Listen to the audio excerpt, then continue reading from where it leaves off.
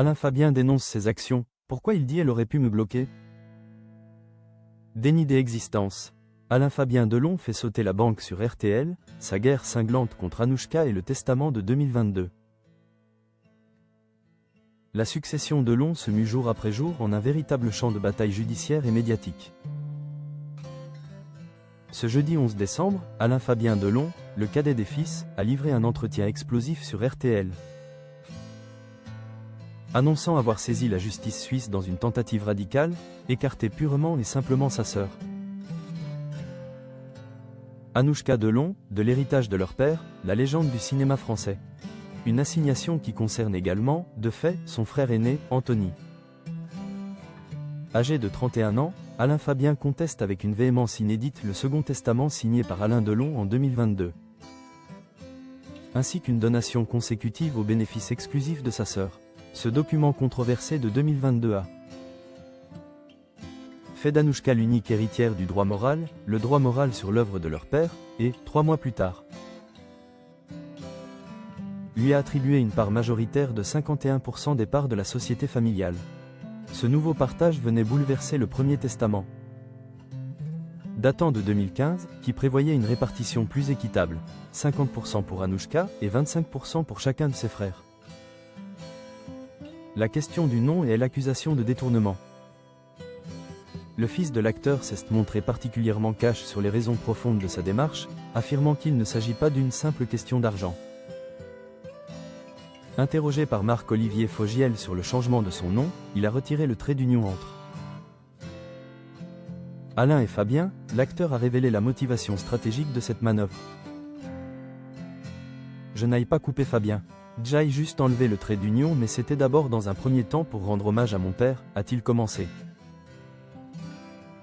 Il a ensuite enfoncé le clou, soulignant la mainmise d'Anouchka, et si jamais je décidais d'exploiter mon nom. Que ce soit Alain Fabien ou Alain Delon, peu importe, ma sœur aurait pu me bloquer par la suite. Puisqu'elle dirige aujourd'hui la société qu'avait mon père. Alain Fabien a ensuite précisé que la procédure engagée vise un objectif plus noble. Non, c'est pas une question d'argent. C'est avant tout pour faire respecter les dernières volontés de mon père que je considère n'ont pas été respectées. Certaines personnes mal intentionnées ont pu profiter d'un état de faiblesse de mon père à des fins pécuniaires. Abus de faiblesse après l'AVC, le cœur du litige. Le cadet du clan Delon a clairement distingué les deux testaments.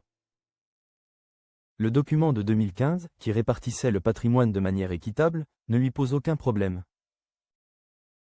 Non, c'est les volontés de mon père, donc je n'ai rien à dire. En revanche, le testament de 2022, qui accorde à Anouchka l'exclusivité du droit moral, est au centre de sa contestation. Il NHE accent aigu cite pas à sous-entendre des manœuvres illicites, dénonçant un abus de faiblesse post-AVC. Je le conteste parce qu'il y a eu, j'aille pas envie de dire ce mot-là, mais à mon sens du détournement du vol qui reste encore à prouver bien évidemment, mais ce n'est pas l'expression des dernières volontés de mon père.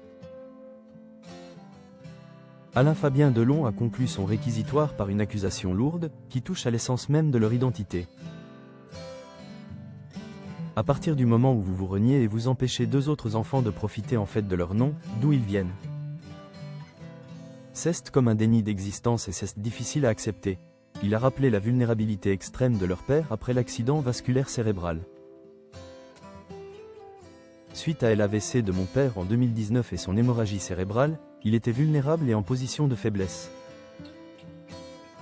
Une vulnérabilité qui aurait été exploitée.